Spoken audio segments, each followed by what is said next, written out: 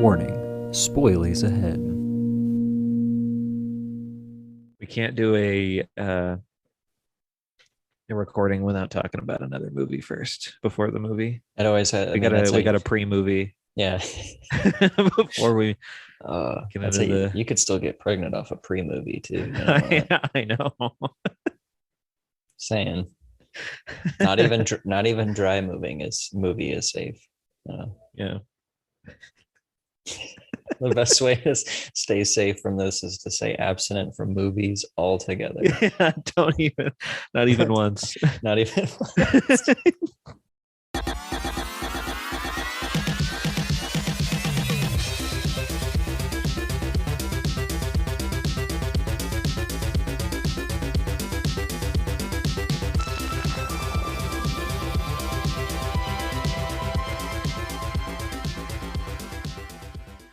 Hello, welcome to Two Guys, One Film, part of the Project Nerd Podcast Network. I am Dylan. And I'm Dane. And this week we watched the 1981 film Scanners, written and directed by David Cronenberg. It's a very Cronenbergy movie. I mean, at the end it gets very Cronenbergy, but it's still very Cronenberg. You got the Fly. Mm-hmm. You got a Videodrome.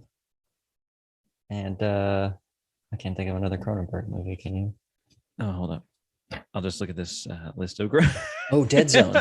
Dead Zone. There you go. It's a good movie too. Anyway. Good flick. Yeah. Anyway, so the premise of this movie is like there are people with telepathic powers, and the government is using them to to study, and then at one point has to use one to track this guy down because he's got an underground society of what they call scanners. So they scan with their mind. So they find a guy and they're like, "Hey, we need you to infiltrate the scanner underground to find this guy." Right, use your scanning ability. Yeah, scan them. Scan him. Come on. Yeah, scan them, scanning others. That's how you know you're scanning. Ready? There's an intense yeah. See, I was thinking, doing some scanning. That's hard for movies. Is when you have to pretend to film it, like when you're in a movie and you're whole thing the whole time. Yeah, how goofy it has to be to film. All right, now pretend you're using your mind. I think the sound, it really helps it, because I was like, man, without the sound, I'm just silently because I mean, in real life, it would just be silently, probably probably grunting, just making noises at each other, and until one of them were to die. And that's always the problem too with superhero movies, is when they're blasting energy from their hands, them filming on set is just going, ooh, I couldn't get into that because it's all even post, with Star Wars, where it's just force push. Ooh, and then you're okay, I'm supposed to pretend to use powers. It worked though. Beginning of the movie, we got Cameron, who is a derelict, a piece of human junk, if you will, in a mall, and that you can just obviously, as soon as he walks in and sits down, is apparently a big pile of garbage. Well, I mean, he does grab the hot dog after the yeah, and he grabs someone's smoke or a match or whatever and just eats a half-eaten hot dog. I like how he comes through the exit only door though, because he's a derelict. Derelict. And I like how he's got a trench coat, and then the two guys following him have trench coats. And it's maybe we shouldn't wear trench coats. It's a little more obvious that we're following a dude when we're both wearing matching See, I noticed that too, but then I was coats. A lot of people are wearing trench coats in this, and I feel maybe it was just the style of the style of 81. Of Canada in 81. That's a sick trench coat, bro. Yeah. Also, this excuse me, Cronenberg must have only been able to afford shotguns because literally everyone has one except for a few people have pistols, but the cases and in their shirts. Yeah, Revik's crew only has shotguns. The lab people only have shotguns. People in the helicopter. Well, there's one guy with a pistol. Yeah, there's and one of them's got the German pistol and stuff. And I was Cronenberg's look, shotguns only. It's more, it's my style. Cameron gets brought in by the guy who looks like Orson Welles and acts like Orson Welles, Dr. Ruth. Mm-hmm. Like later Orson Welles too, like Extremely fat Orson, well. the one that will get paid in food to be in the movie Dune by Jodorowsky. And like, so he's doing that experiment, and like Cameron's tied to the bed, and then he just brings people in to sit and watch him.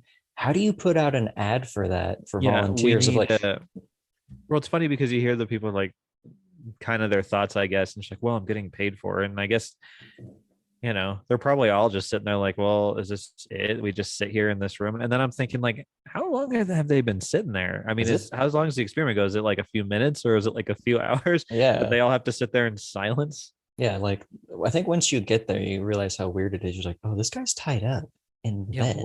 And he's like writhing around. What's going on? I wouldn't feel comfortable sitting there. Probably looking at people like, should we like help this guy? Or yeah, no. like, we're paid to just sit. Yeah, no, dude. They're giving us like $50 each, man. And then this scene where the company decides to prove and show off that they have people with telekinetic powers like scanners. I like how everybody volunteers like super quick for it too. Yeah. And like they're all looking at each other like, you do it. You do it. Yeah, only the guy's like, yeah, when you get scanned, it's very painful headaches, nosebleeds, sometimes possibly worse. Okay, who wants to come up? Like, fuck you. Oh yeah, I wondered that too. I'm like, what do you mean? Well, because he lists off all that stuff, and then he says, or symptoms of a similar nature. I'm like, so just all that stuff. Like, why say it's symptoms of a similar nature? It's going to be all the same.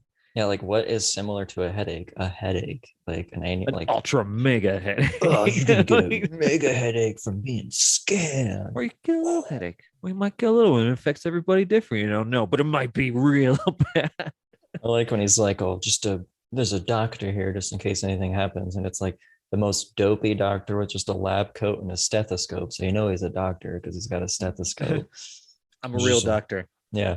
Guys, I'm 7 years. And then it's like, oh, I feel so much safer. I think they safer. just give this to anybody. Yeah. I feel so much safer now that this dope is in charge of us. Why, even if you're like not a bad guy in a movie, when you're going to give someone an injection, you have to be like, all right, let me just get that needle right here and just. Takes a sweet time. Like I know, like an injection when he's laying in bed, mm-hmm. like when he's going to give him the, what's it? I can't remember what the drug's called, when he's going to give it to him to like calm his brain down so he doesn't have to listen to those people. And he just does it like right by his face. Just, Just by the way, I don't know if you know this, but this is going to go inside of you. And it's like, okay. And for some reason, I feel like they keep stabbing him like right in the hand. Yeah. Okay. Like why is that the spot? It's never the wrist or anything like that, or the arm. And even when he like injects himself in that hotel room, it's still in the hand. And the weird part is, like in the beginning, he got shot with that dart, like this part of his hand. So it's and like, what's with the fucking hand? Like that guy's a good shot too, right in the hand. Dr. Ruth is like always aim for the hands. Yeah, make sure you get him right in the hands. You don't want to damage the rest of it. Yeah, but I mean, you got like a huge person, and you go for the hand. And I mean, that like the first shot where it shows it hitting, it looks like he's moving too. So it's like, oh damn, that is a really good shot. It was lucky, and he's like, I meant to do that. Totally meant to hit him in the hand. I got him. But see, my idea with this drug, like something thol, I don't know, not Rohypnol, because that's like what you put in drinks, right? What Bill Cosby used, right? A date drug. Roofies? Yeah, I think it's called Rohypnol, the real one. Anyway, like they should change the format of this drug from shot to like a snort, because like I get that it goes faster in the blood, but it takes longer time.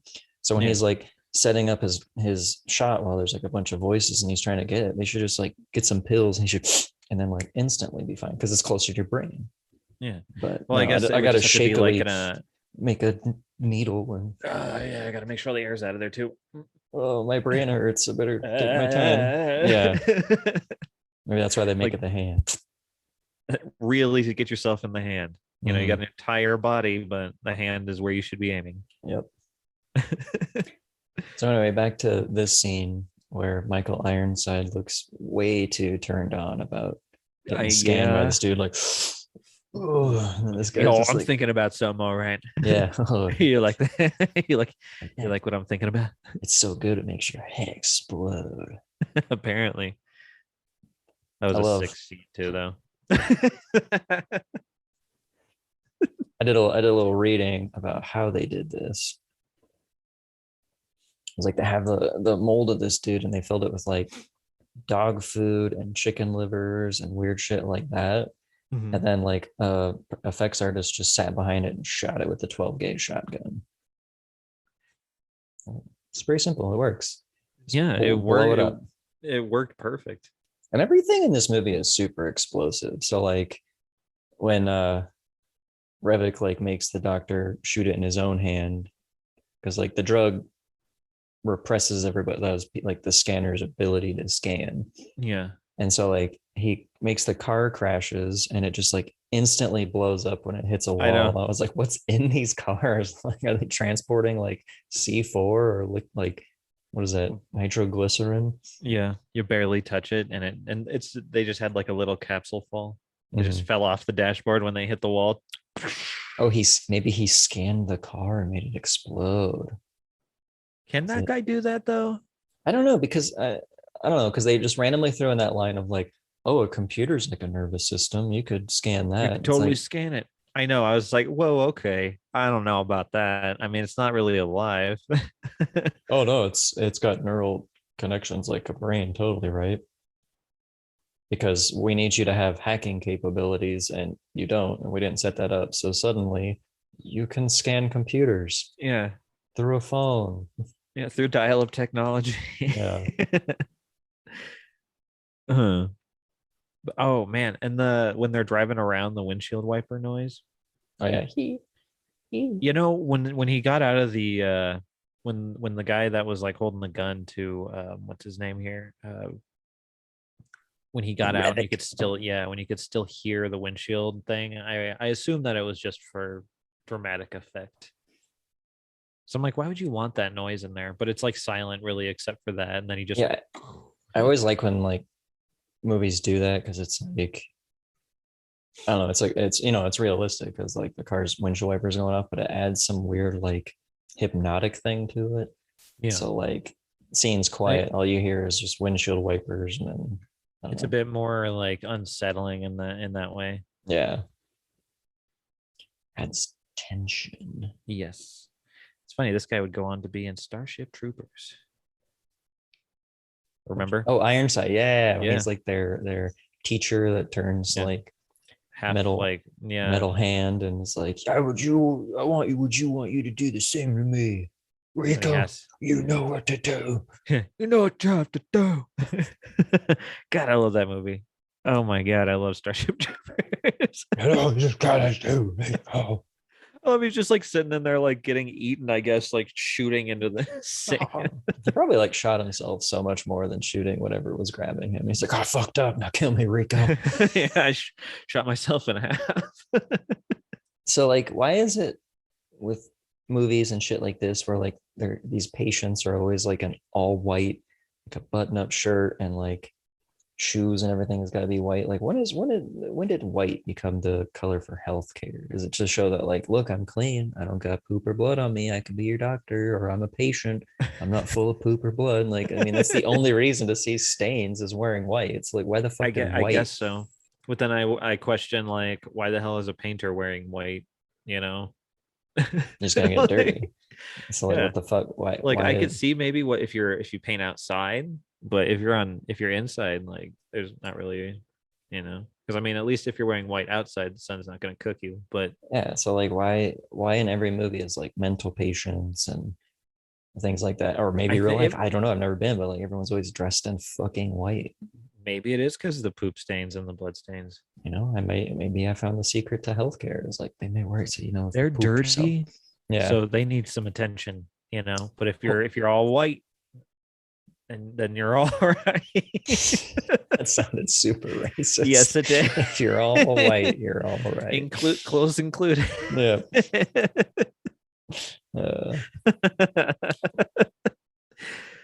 So like, I have two huge gripes with this movie. One I'll get to later. The major one is Cameron, this actor. Horribly wooden, dull, bad actor in this movie. Just the way he does lines. I'm like, I'm trying to say goodbye, Dr. Ruth. It's just so weird. He sounds like he's the whole time it just feels it, and then like I'm just expecting him to look at it. Is that kind of how you wanted me to do that? Is that what you want maybe to go said? Maybe I'll try it again and then just do the same thing over and over, and eventually they were just like, it's fine enough. Just keep. It's bad when a security guard outacts him. Like the security guard who saw his mother's like, "Well, I'm so sorry," and he's like in the corner, like, that guy did better acting than Cameron. Yeah. Everybody did. Like, I'm sure the guy's a good actor. And I was reading that this production was very rushed, but like the only part of it that seems super rushed was like the ending a little bit. Yeah. Well, it was that computer thing. That's the part that felt rushed. Yeah, they're like, oh, suddenly we can scan it. But yeah, like it was just his acting really, he did not fit in. Like everybody else did great. And then he was just like, what do you mean I can scan? I'm looking for Revik. Please, I need your help. Like, it's so bad. And then apparently wants like one of these sculptures in his apartment so he could meet the guy who made them. Like, who would want this shit in their apartment? Look how fucking terrifying that is. I don't know. I think they're kind of cool. I liked the one where it was just like spinning and it had like a few faces. Yeah. Like, I don't know about putting it in my apartment, but like maybe buying it. Like if I had that kind of money, I probably had a decent enough space, then I'd probably put it in like an office or something. Like, I totally bought this for you. Now it can spin here every time I come here. I'm going to see it. Awesome. I'll put it in my dentist office, and people are going to come in and be even more terrified of the dentist because they have this thing of heads shooting out blood landing into somebody else's heads. It's great. Yeah, everyone's gonna be real relaxed at the dentist office with this thing around. I know. It's when I come out of my office, I'm like, man, it's my favorite piece of art. Mm-hmm. Be right with you. The giant head was awesome. Yeah, and I like how he's like got his little lounge room inside with the little bean bags and powdered walls. It's like pretty cool. Like, I'd be hanging out there a lot. And the symbolism in that, step inside my head. Yes. Think you get where I'm getting at there? Then he gets. Yes, and one of the other things I thought is like maybe he constructed this because he has a hard time being in his own head, so he can kind of just literally climb inside of a head. Dude, that's wow. I know. It's pretty deep just for this quick scene in the movie. It's pretty fucking deep. I know. Well, and then I think to myself, I'm like, I feel like I'm going way too far into this. Oddly enough, it probably is something like that. Where like, because like he was when he was 10, he tried to kill his entire family. So it's like, and the only way he can like relax is through art, so he's also a scanner. So maybe he can't be in his own head because they all have such issues with the voices constantly. Yeah. That was a cool thing that Dr. Ruth pointed out to Cameron. And he's like, have you ever really heard your own voice before? He's like, no, this is weird. Like, I can hear myself. So it'd be like a pretty fucking crazy thing to always hear other voices and never your own. So yeah, I mean, maybe that's like part of why he'd try to do this like weird wooded like acting of like being sheltered of like, I don't know who I am. But he's like in such high action scenes of just like, are you okay? So it's like, I get the approach, but it was not executed well. Maybe a little bit more feeling in the high action scenes, because I mean, just because you haven't heard your voice doesn't mean you don't know fear or anxiety. Like, if anything, you'd know lots of anxiety. I also read that the like production company didn't like his deliverance in the lines, so Cronenberg made him go back through and they re-recorded all of his lines, like ADR'd it. Oh my god! To see if they could fix it, and even then, I was like, didn't really. I noticed that there was a few spots like that in this movie. So his entire dialogue through this whole movie is ADR'd. Everything replaced for Cameron.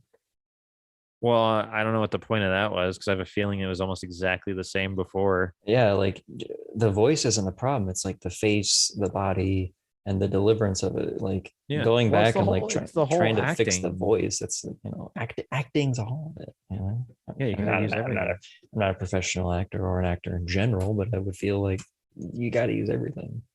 I don't know. I guess that boardroom of dudes, they make it sound they talk about scanners like they're not people. What do they call them? Something creatures. fascinating or something. Yeah, just like interesting creatures. Like even Dr. Ruth calls them that. He's like, I know how to deal with these creatures. I'm like, they're fucking people with mind powers, I don't not animals. Like stop talking about them like that. And like also it's your fault, you dick. Yeah, that's true. That's a spoiler right Spoiler there. ahead. Which is so weird that he made a drug that was supposed to be a tranquilizer for pregnant women. What? And it was like advertised in Time magazine. Why the fuck would pregnant women need like a tranquilizer? Like, oh, I can't sleep. Take this pill. This baby's kicking way too much. Got to put it to sleep. Yeah. And then oops, gave brain powers. But, give me 1 second. My computer is going to die unless I plug it in. It's at 20%, but I want to get it now. Hold up. Go before it dies. Start the countdown now. Some thrilling music here.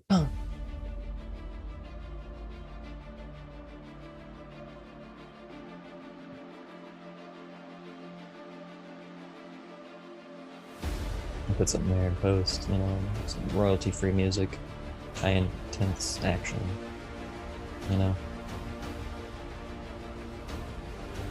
Disarming the bomb, here we go. Countdown, 3, 2, 1. Saved it. Last second. Saved it. I just defused the bomb. Good job. I only had 20% left to go. I want that to be in a movie so bad where the guy defuses the bomb. He just goes, I just defused the bomb. What I've never understood about this movie, and I'm not a doctor, but like, why the fuck in every movie where people use brain powers, they have to bleed from their nose? Is it like their brain turning to goo and bleeding? Like, why? Like Stranger Things does it. Like everybody does it. Like forcing your head to like forcing blood into your head. That's what I assume. Like if you have to focus like all your brain power, I would assume that you'd have to force some like your, because they all look like they're like, so maybe they're just like forcing, But like, does the nose like connect to the brain? Like I feel like the brain. I don't think it's like skull, I think it's just more like bursting like blood vessels as opposed to like your brain oozing out of your head. Yeah. See, I know I've tried to think about it, but everyone always just does like once again, you have to show someone's using brain power. So it's like, oh, make them bleed from their nose. You can tell that they're like forcing it like real hard, but I don't know. Is that how one would use a brain power? Like you force it's a force of like a bunch of blood rushing to your brain. So it gives you more power. Like because to the brain, or like I don't, just the way your brain moves your body and shit is through like electrical impulses in your brain and the firing of like synapses and stuff. So like to move your arm, you're not putting more like blood into your head than necessary, I would think. So like why would you have to be like, I need more blood in my brain to use like brain power? Half the time you're not even realizing. Well, I guess okay. So technically, I guess you would have to like have some sort of electric like impulse being sent to your brain to make it more powerful to like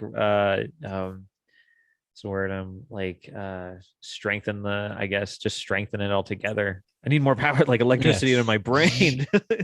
But at that point, then it's like, how could you be born with more power like coursing through your brain? Like, I mean, your brain's like a battery, or your heart's the battery. So I guess your heart's the battery because it's like it basically is. It shoots out that shit. So your brain is just like absorbing that.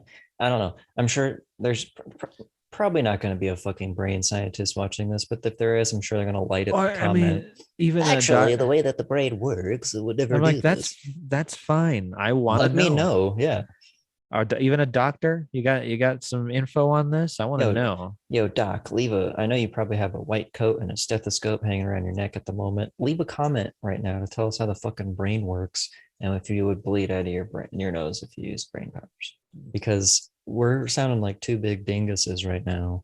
Yeah, I don't want to start talking like I know what's going on because I do not. The answer is probably so simple of like, actually, it is like a embolism in your brain and it just releases through your nose. Like, oh, okay. Like we're trying to sound we need we're some doctors to weigh in smart, on this. But we're almost like two. I want to stop because I feel like someone's gonna call me out and be like, "You guys are stupid. Like that's not how it works. You guys are dumb." I know we're stupid. Please fucking educate me on this because I don't know what's going on. Oh, come on, dude! You have to show me a picture of Disc Mart all busted up like that. I was going to talk about it too. This part is the saddest part of the movie.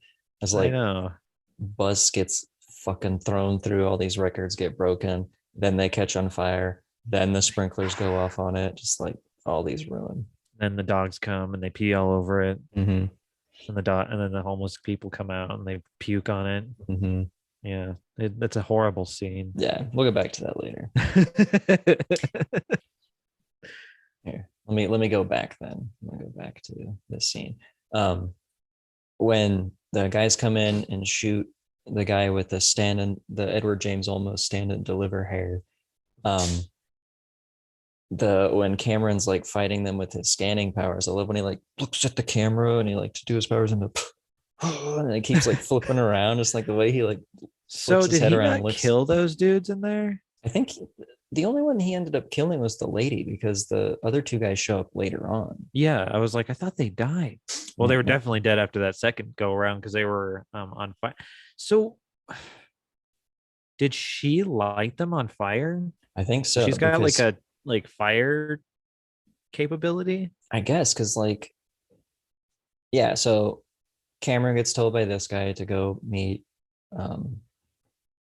Kim, whatever her name was, and like she has like a group of scanners, almost looked like the Oracle from the Matrix, like a bunch of people with scanning abilities, and like they're all having like a weird seance that doesn't explain anything. They're like, I guess, connecting in their mind and can't see two guys walking with shotgun and just like, well, it's weird because they're psyching themselves up. It's like all they're doing. We got this. This is terrifying, but it's really cool at the same time. But it's so scary. But we're all like becoming one. But it's freaky. Yeah, and then just bam, shotgun. And then But then she must have, because she like slams those dudes against the wall.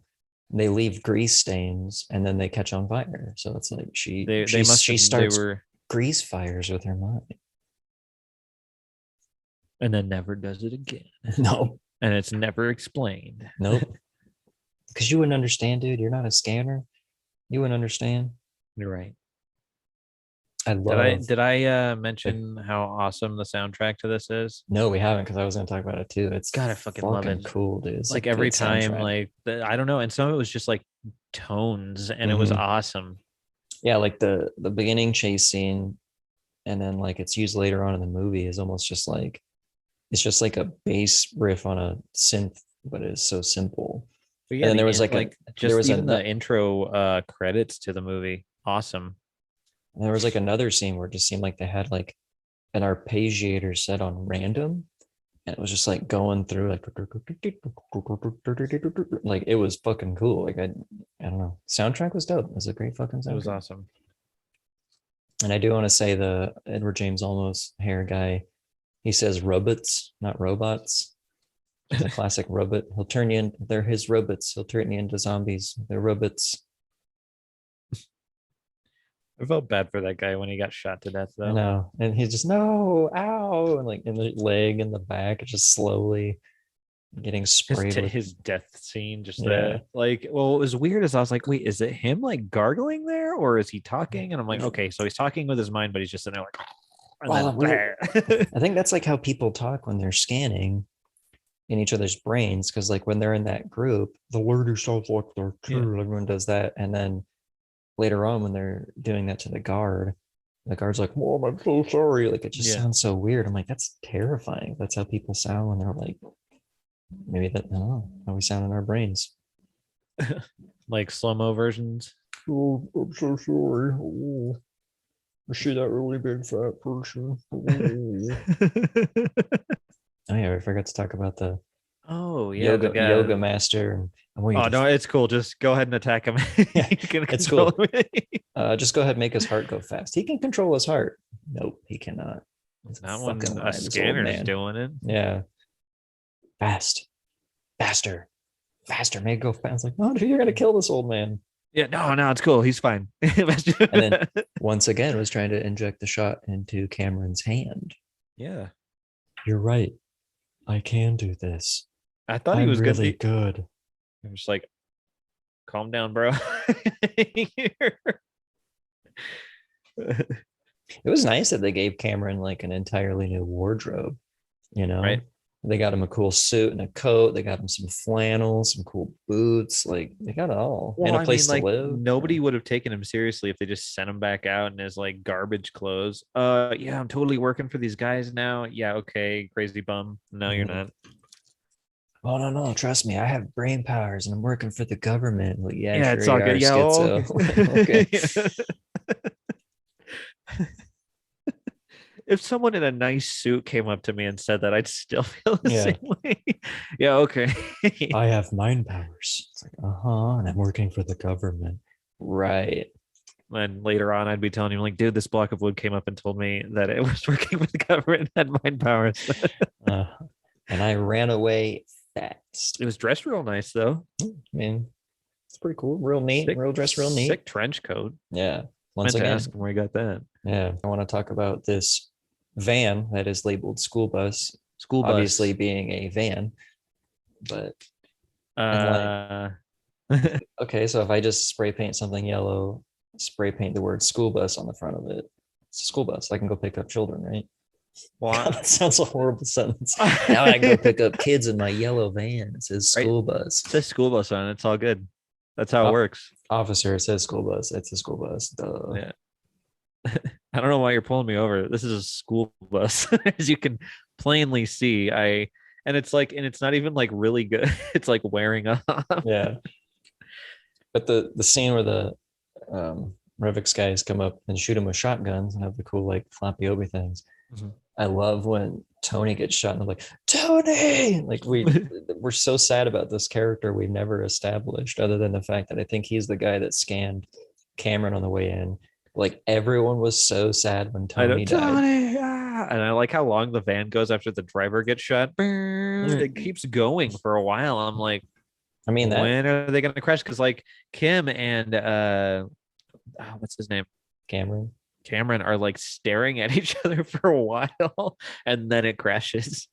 I mean, what do we do? That van's got some good alignment then, that it's not veering off the road. It's just straight through. No, bro, it's a school bus. All right. True. I mean, you're driving kids.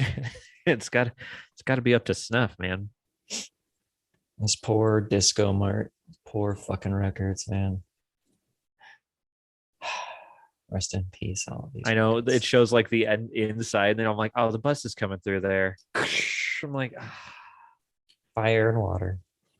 Like, man, like I could have been standing there looking at those. And I love, my favorite part is when the cop runs in and he like slips on some of the records and tries to play it off all cool. I was like, no, we saw you, dude. Yeah, who I meant to do that? I was like, no, they did. This is what Ryan experienced at Blockbuster, dude. Oh, yeah, you remember that when that car fucking like crashed through the front of Blockbuster? And luckily he was all right. I'm glad he was. I know. That was scary.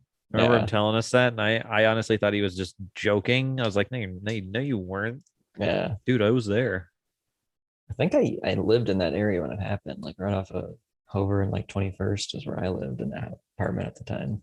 Oh.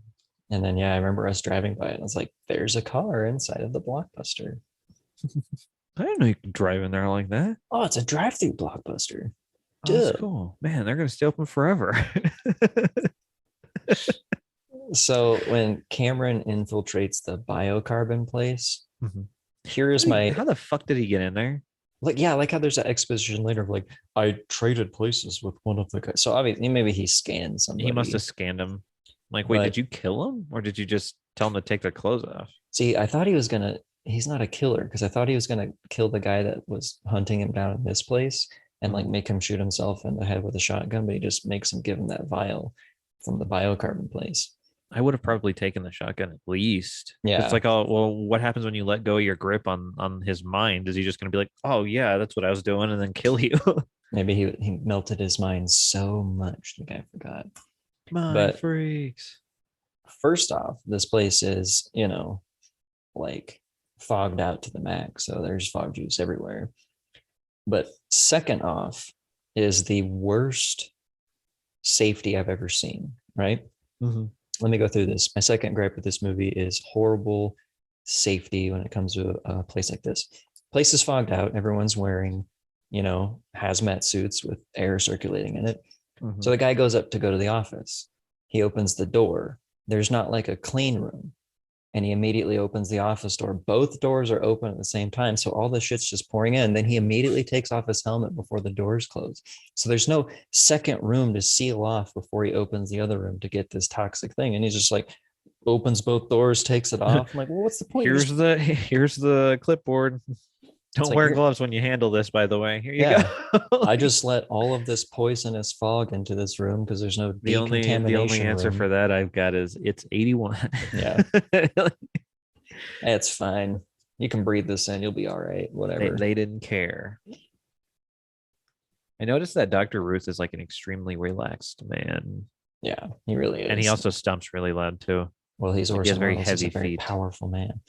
Oh yes, I talk like this. And I sit in chairs like this, like really far down when I'm talking about things, and I don't stare at people's eyes when I'm talking about more important things. I'm too intelligent to deal with this. I wear small turtlenecks with blazers over them. You can tell I'm an intellectual. But yeah, I was like, man, this guy is extremely relaxed, and then like his extremely loud inner monologue. I love that. There was such like a Dune scene, like David Lynch's Dune, where it's like all this inner monologue to like talk about things that are going on because like they, had to hastily make this movie and write the script as they're filming it, and like just this like inner monologue out of nowhere. So I was like, is he a scanner too, or is this just like a Dune moment where we can hear his thoughts just so we can like further the story along? He stops doing that and just talking out loud eventually about this weird program, the RIPE program. The RIPE. And like why like that when Cameron's back at Biocarbon, suddenly he knows like how to hack on computers, but that click of those keyboards is so satisfying sounding. Like that feeling you could feel like, there's like that slight pressure and that bounce back, like, ooh, what I wouldn't give to touch those keys, You have to give them a good push. Like it's not like keys now where you barely touch them. They're like tick. And these ones you're like, it feels mechanical. It's nice. Mm-hmm. And I miss keys like there's that. no home key typing. It's those ones, because you have to slap them, kind of like a typewriter. They're almost thick like that. Mm-hmm. Not as bad. Yeah, but like a little bit of give. It's like, ooh. I don't know why I was so excited. And it does. It's got that nice, satisfying sound, the click. Ooh, I want to touch those keys. Cameron brings Kim, I don't remember her name, back to Kim. The lab. I like how they put her in the interrogation room, and I love how it's just an unfinished room. Like there's still drywall and concrete and like one chair, and they're like, put her in the unfinished room. We'll call it the interrogation room. It's an unfinished basement. Oh, we never painted this room. Fuck, I just throw her in there, whatever. Interrogation room, man. Yeah, it's more sinister. You'll tell him whatever you want to hear. He doesn't even like interrogate though. He just walks in and that starts acting like a creep. Like turns right off off all the cameras, and it's like. And then when she like turns him down, that's when he turns off the cameras and starts. All right, fine. Then I guess I'll just act like a dick because he didn't. Well, he was supposed to, because spoiler alert, you totally don't see this coming in the movie. This guy's working for Revok. And so he's supposed to go in there and like kill the informant. But it's weird to start off with like, oh, you actually are pretty. And it's like, what? That's a surprise. Like, you're pretty is what he says or something like that. I'm like, oh wow, you're attractive. And then she's like, what? Like, what the hell is this? And then he's like, all right, fine. I guess I'll just be an asshole. Yeah. Let me just turn off these cameras. Try to kill you. Yeah. And then like there's that weird scene of Dr. Ruth doing the explanation of the RIPE program, and then goes into the interrogation room, like still talking to himself. So like I didn't know if he was like trying to talk to Cameron. Like part of me thought he was like trying to leave a message in his mind so Cameron could read it later, but he's just fucking going nuts. But then when he does get killed, like Cameron stops and has that like there's like that weird sound, and he just kind of stands there for a while, and then it goes away. So were they communicating? Like, but then you find out later. Spoilies. That's it. Should we talk about that? Or let's not talk about that, because I want to talk about a scene that happens after that. And they go to the phone booth, and he hacks the computer through the phone. This shot, I think this was like a larger model they made. because the camera is getting so close and flying through it. So I think this is like a model they made that's huge. Of like there's a no way, circuit board. yeah, there's no way like a giant ass camera from 81 is going to be able to get that close to a circuit board. So it's like, I want to see this, That's like what they awesome. built. Like, yeah, it has to be. It's big, probably not. It's probably not super massive, but it's probably not tiny either. Yeah, like it's obviously not like an like you know how they did board, like you know how like Star Wars, like how they did like the weird like passes and stuff, like when it was just like big models. Like that's what I would kind of assume it looking like. Yeah, there's probably like maybe the size size of a table. Yeah, like where they could cool. drive next to it and like film it as they drove by. Mm-hmm. And it's like they can just hold the camera and go through it because it was a cool fucking shot. Yeah, and then it got awesome. Really trippy when it was like those like two like weird orbs and it gets all spirally, like that's what's going on through it. And it's like, this is fucking cool. Or this came out of nowhere. It's left field trippiness. I like how that guy just like assumes, oh, it's totally him. It's totally him. Obviously. Now just destroy everything. And it's just like, how do you know? You don't know. You don't even know if scanners can like do stuff like this. What happens if we cut off a scanner? And I like the self-destruct sequence. And the guy has to go to the other side and he opens that panel and it's like the slowest opening. Like that whole scene was super awkward. Like because the guy's holding the gun on him the whole time. He's like, all right, I gotta go over here. And it just seemed like something that we would do for comedic effect. Like the guy's holding the gun, and we just make the scene extremely long and he's like, I gotta go over there, finish the sequence. And the other guy's like, oh, you don't need that. It's just on the computers and stuff. Yeah, it's not gonna do it. It's not gonna be any fireworks. Oh, and then that guy goes through the wall. No, it was such a good setup for another comedy bit of like, see, no fireworks. Boom! Like how that guy just literally threw the wall. Yeah. A fucking powerful explosion. Well, yeah, dude. They were the computer and the camera. They were melting minds together. And he melted the phone too. He got a bunch of grossness to it. Good thing you took that away from your ear, man. And then apparently a phone booth is also super explosive. There are a lot of things in phone booths that can explode. That video, that was creepy. I totally forgot to talk about this video. This was fucking great. Like, this was some good Michael Ironside, but like, it's just fucking cool. Like, yeah. Why did we forget to talk about this scene? The scene's I don't know. Great. It's awesome. And I even have it written down. I'm like, man, it was creepy. Like it made me feel uneasy watching it. And I loved it. Tries to drill a hole in his head to relieve pressure and get voices out. And like, I like how it's voices. Like, no, it's entire people. Hands, arms, legs, like, and like how she's like trying to like prod him and like, oh, what do you mean voices? He's like, you fucking know what I mean. And like, you want to hear the voices? Like, throws the glass at her. But it's so cool. And he like draws the eye. And she's like, what's the eye for? Well, if they come out thinking it'll trick them, they can't come back in. I think it's an eye. I think it's an eye. Yeah, you can't come back in. See, what I'm wondering is like, you see him and he's like just very like on edge here, and then when we see him later on, he's very calm.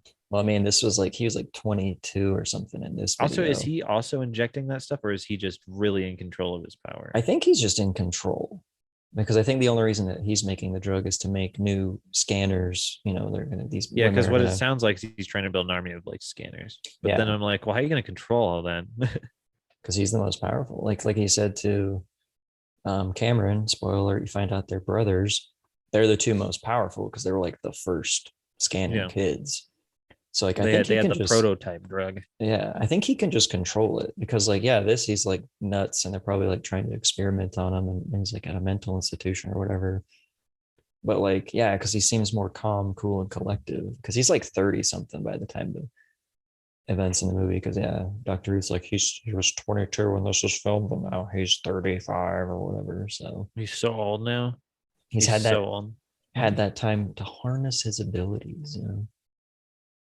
Yeah, but he became a butthole because he didn't have anybody training him. Or was he right all along? But then Cameron says that he acts like his dad anyway. He already is him. Which I love. Like, Cameron was so pro Dr. Ruth. Oh, there's another spoiler right there. Oh yeah, Dr. Ruth is their father. He's so pro Dr. Ruth. He's like, Dr. Ruth's a good man. And then like like Revik says one thing and he's like, you do sound like him. Like suddenly you're against Dr. Ruth. Like us, like literally 2 seconds ago, you're saying he's a great man. And now you're saying, you sound like him. He was crazy. You sound like him. Wait a minute. Yeah. Like, hey, You're right. And You're also on, you Doctor. suck too. Yeah.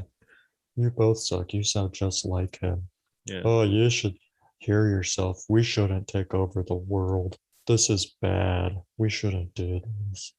This is a cool scene though, because like the bulging arm veins and like I loved that. their heads that came through. Like, I love how the veins start popping out and the blood comes out of it and shit. Yeah. And I was like, this is fucking awesome. Yeah, it was just like dope. It was a cool battle of the minds, which is so Revik's trying to like absorb Cameron into his mind, right? So they become one.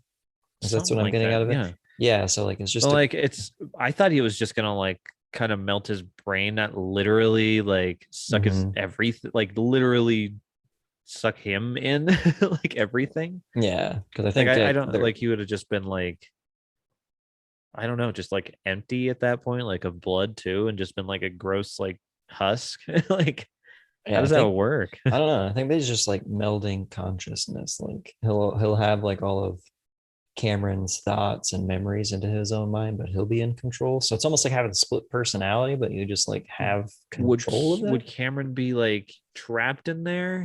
I feel like, yeah. And like conscious in the sense that like, and know he's trapped, or just become part of the mind and not really exist anymore altogether. I feel like he would know he's trapped because it's like the ultimate like fucked up prison of like, oh, you're trapped in my mind, but I can use you. You can't be now free. I'm even more powerful because I absorbed your power. Yeah. But then it kind of backfires. Doesn't it just? Which I totally did not fucking remember. Because I'm like, that was awesome too, right there. Yeah, this is a dope ass scene. Fucking like baking soda vinegar that shoots out of the eyes afterwards. But anyway, you totally didn't remember what? Him becoming his brother, pretty much. And why is that a win?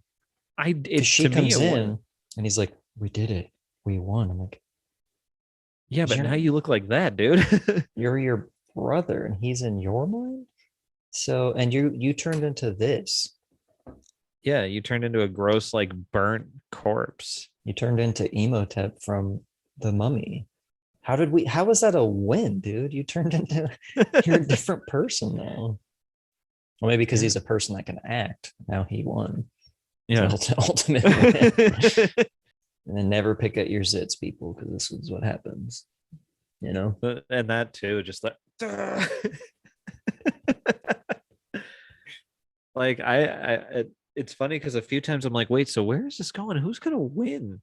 Like nobody's winning. They're just like literally bursting vessels here. Yeah, like just veins and blood and scraping out chunks of your skin, eyes literally popping out and catching on fire. How is that a win? How is that a win? He got to keep his own eyes in the end. Yeah, exactly. That's it. I got the blue eyes now. We won. How? I know. So like, where does it go from here? He takes over the company. He becomes super rich. He makes an army of mind people. Ooh, because he absorbed his brother. So Revik's in there, I'm guessing. So then, yeah, maybe Revik will still influence him to finish the army. So how's this a win? I don't know. Or maybe since now he's his brother, he can be like, let's shut everything down. Let's stop everything. The only way to find out is to watch Scanners too. I don't think it really connects to this movie, but maybe it does. I've never seen it. I wouldn't know. Ooh. I didn't even realize there was a second and third Scanner. Yeah, there's a third. And I was like, looking this up, I was like, there are 2 other Scanners? When the fuck did this happen? I can't imagine that they're that great or as good as this one. But I guess you never know. Could be. Fuck, waiting for a doctor for this. You're gonna look it up. Yeah. Just gotta know. The idea of the strain of psychic ability would produce a visible nosebleed was easily debunked in the article from 2005. Are psychics closest nose pickers? Frankly, let's find out. Basically, nosebleeds aren't caused by brain diseases or disorders. Oh, maybe we're right. Well, I mean, the science behind us being right is probably not right. But No. At least. Well, no, because I mean, yeah. Again, we're not. Neuroscience is just a hobby of mine. I know certain things.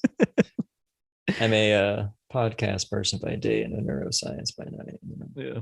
I think simply because movie makers found that the bloody nose was the easiest and cheapest way to make brain trauma visible to the audience. That makes sense. Because I mean, again, like we were talking about, it's kind of hard to go like, oh, they're using their mind to do stuff. Yeah. Because I mean, really, all you can do is contort your face in weird ways. So I guess we're kind of right. Maybe our science behind it's not right, but Dude, the science is ironclad, dude. It's very obviously right. We're right. I mean, you know, our science is so ironclad, it's Ironside. Ironside. Yeah. It's Michael Ironside. It's out of sight too. How's world? Yeah.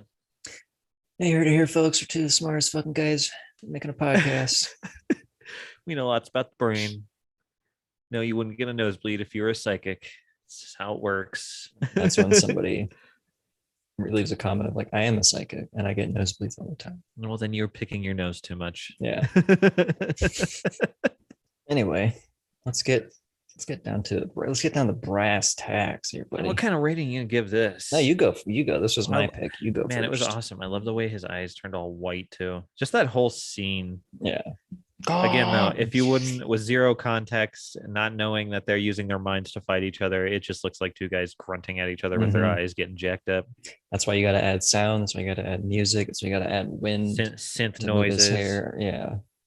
There's a lot goes into it in post to make it look like a mind battle.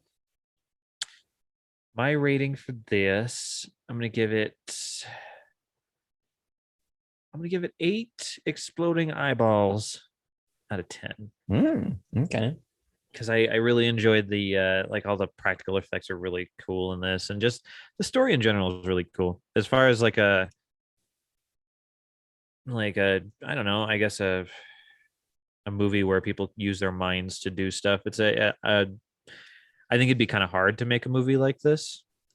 I mean, you know, as we've been talking about this whole time, like just all the scenes of, you know, just making faces at each other. But they did a good job. The music, the sounds and stuff make it tense. When Cameron's laying in that room, he's hearing all the people, you know, and it's freaking him out. That makes it intense because you can't focus on one person talking because there's just so much. You know, they did a good job with sound, and it really helped like convey what's going on in the movie, and it was really cool. Yeah. And then the practical effects just, you know, bumped it up that extra notch for me. That's what the Cronenberg's all about, dude. But I mean, yeah, I'm gonna agree. I'll probably give it 8.5. Like, even though Cameron's acting was bad, everything else in the movie made up for it. I can look past that acting. Yeah, like it. Luckily, he wasn't talking a whole lot in it, but when he was, it was just so small. Like the only, you know, large amount of dialogue was talking in the end. Yeah. But I think a lot of the credit in the movie goes to like post-production, like you said, like composing helped out a whole lot. Editing always helps out a lot. Sound design always helps out. Like it's a cool, simple premise. I like it. You know, people with mind powers, and this guy's trying to take over the world, I guess, in a weird way. But it's a good fucking Cronenberg movie. It's a good movie. Folks, if you enjoyed this and would love to enjoy things like this, always be sure to go to the Project Nerd site, project-nerd. And check out the YouTube, you can check out the site itself. You got links to other podcasts, videocasts, unboxing videos, you name it, they've got it. It's pretty awesome. It's pretty sweet. Be sure to follow them. Be sure to check them out. Be sure to check us out. Be sure to check out Scanners. Yeah, definitely check out Scanners. Fucking cool movie. And other David Cronenberg movies. If you like this or like other ones. Well, for Two Guys, One Film, I'm Dylan. And I'm Dane. And guess what? I'll see you next week. Yep. See, now that I said it once, I could say it again. You can't stop saying it. Yeah, it's great. Was it next week or we'll see you next time? Oh, but see, now we're adding a little tweak to it, a specific thing next week. Because we'll be there. But then I guess if you watch this out of order, you could watch the next episode, not next week. So I guess that. Well, you need to wait. If the next episode's already out when you watch this, you need to wait a week. So I watch don't the look next- like a dope saying see you next week. because they're gonna say it again in that episode too, and you're like, Mhm. bro, it's only been like 10 minutes. I'm like, why are you Idiot. watching so much Two Guys One Film? Why? I didn't realize you would watch it in the first place. I didn't realize you're gonna watch them back to back. I'm impressed. I would, Yeah, but I love me, so that's true. We're our biggest and only fans. Thanks. Thanks us for loving us. It's all about self-love, folks. It's all about self-love. When no one else loves you, love yourself. Love yourself.